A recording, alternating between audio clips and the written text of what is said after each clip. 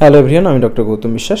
আজকে আমাদের আলোচনার বিষয়বস্তু হলো ব্রেস্ট টিউমার মানেই কি ব্রেস্ট ক্যান্সার। এই প্রশ্নের উত্তর জানার আগে আমাদেরকে জানতে হবে যে এই টিউমার ব্যাপারটি কী। টিউমার ব্যাপারটি কিচ্ছু নয়, যে কোনো অ্যাবনর্মাল ফোলা অংশকেই আমরা বলি যে টিউমার। ওকে, তো এই টিউমার বিনাইন হতে পারে, এটা ম্যালিগন্যান্ট হতে পারে। ম্যালিগন্যান্ট মানে হচ্ছে ক্যান্সার, মানে ক্ষতিকারক, আর বিনাইন মানে হচ্ছে এটা ক্ষতিকারক নয়, এটা ক্যান্সার নয়, নন ক্যান্সারাস টিউমার। ওকে, সেরকম ব্রেস্টে যদি কখনো আপনি টিউমার পান, কোনো ফোলা অংশ পান, কোনো যে ফুলে গেছে, বুঝতে পারছেন যে এটা টিউমার আলাদা করে আর বোঝাতে হবে না আশা করছি। তো এরকম যদি কখনো পান তাহলে ভয় পাবেন না। তার কারণ হচ্ছে এটা ক্যান্সার হতে পারে, না হওয়ার কিছুই নেই। আবার নন ক্যান্সারাস টিউমারও হতে পারে, একটু আগে যেটা বললাম। হ্যাঁ, নন ক্যান্সারাস টিউমারও হতে পারে। সুতরাং আপনি নিজে থেকে ভয় পাবেন না। আগে ডাক্তারি চেক আপ হোক, পরীক্ষা নিরীক্ষা যেগুলো দরকার সেগুলো হোক, তারপর যদি এটা বিনাইন টিউমার হয়ে থাকে তাহলে আপনার ভয়ের কিছু নেই। সুতরাং ভয় পাবেন না। তাহলে এবার আমরা জানবো যে বিনাইন টিউমার কী কী আছে। Benign tumour most commonly fibroadenoma. এটা ওই 15 থেকে 35 বছর বয়সের মহিলাদের ব্রেস্টে দেখা যায়। আচ্ছা, এটা কিন্তু নন ক্যান্সারাস, মানে হচ্ছে বিনাইন। নেক্সট বিনাইন কন্ডিশন সেটা হচ্ছে সিম্পল ব্রেস্ট সিস্ট। এটা কি না, এটা হচ্ছে একটা বিনাইন কন্ডিশন যেখানে ব্রেস্টের মধ্যে ফ্লুইড ফিল্ড স্যাক ডেভেলপ করে এবং ওটা টিউমার হিসেবে বা একটা লাম্প হিসেবে প্রেজেন্ট করে। ওকে, এটাও কিন্তু নন ক্যান্সারাস। নেক্সট কন্ডিশন হচ্ছে ফাইব্রোসিস্টিক চেঞ্জেস।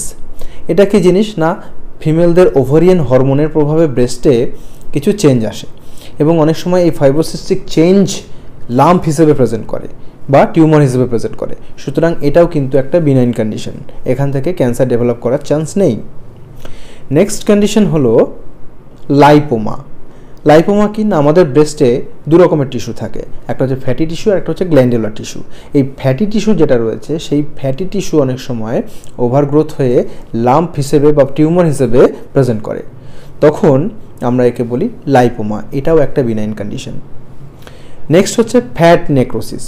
যদি কোনো কারণে আমাদের ব্রেস্টে আঘাত লাগে তাহলে ব্রেস্টের যে ফ্যাটি টিস্যু রয়েছে সেই ফ্যাটি টিস্যুতে কিছু চেঞ্জ চলে আসে এবং সেখানে নেক্রোসিস ডেভেলপ করে।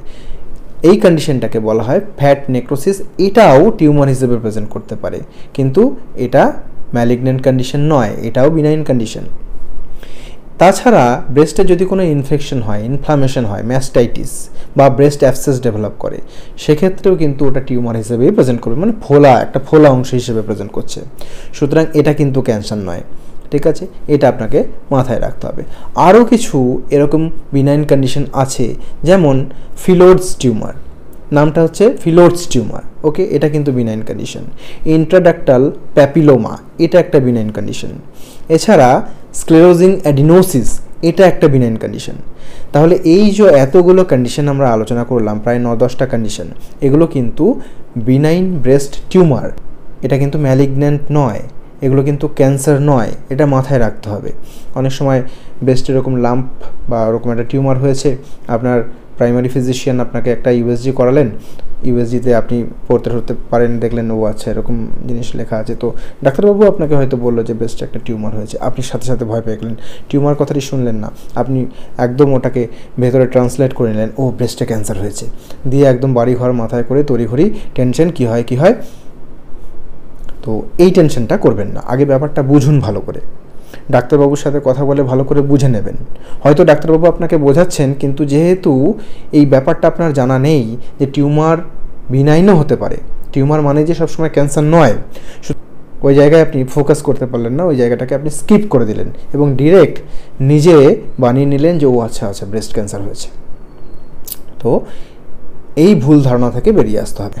হ্যাঁ, তবে আরেকটা অ্যাডভাইস আমি অবশ্যই দেবো, যদি আপনার ব্রেস্টে কখনও আপনি লক্ষ্য করেন কোনো রকম চেঞ্জ, সেটা লাম্প হোক বা সুপারফিশিয়াল যে স্কিন রয়েছে সেখানে যদি কোনো চেঞ্জ আসে, নিপল থেকে যদি কোনো ডিসচার্জ বেরোয়, চামড়ার মধ্যে ওই কমলালেবুর মতন, কমলালেবুর যে খোসা ফুটো ওরকম যদি হয়ে যায়, তখন এরকম কন্ডিশন যদি কখনো লক্ষ্য করেন, অবশ্যই একজন ডাক্তারবাবুকে কনসাল্ট করতে হবে। তার কারণ আপনার ডাক্তার বাবুই বা আপনাকে যিনি চিকিৎসা করছেন সেই ডাক্তারই বিভিন্ন ফ্যাক্টরের ওপর ডিপেন্ড করে ডিসাইড করবেন যে আপনার সমস্যাটা কী বা কোথায়, আপনার অন্য কোনো স্পেশাল ইনভেস্টিগেশনস বা বায়োপসি লাগবে কি না, এই ব্যাপারগুলো। ধন্যবাদ।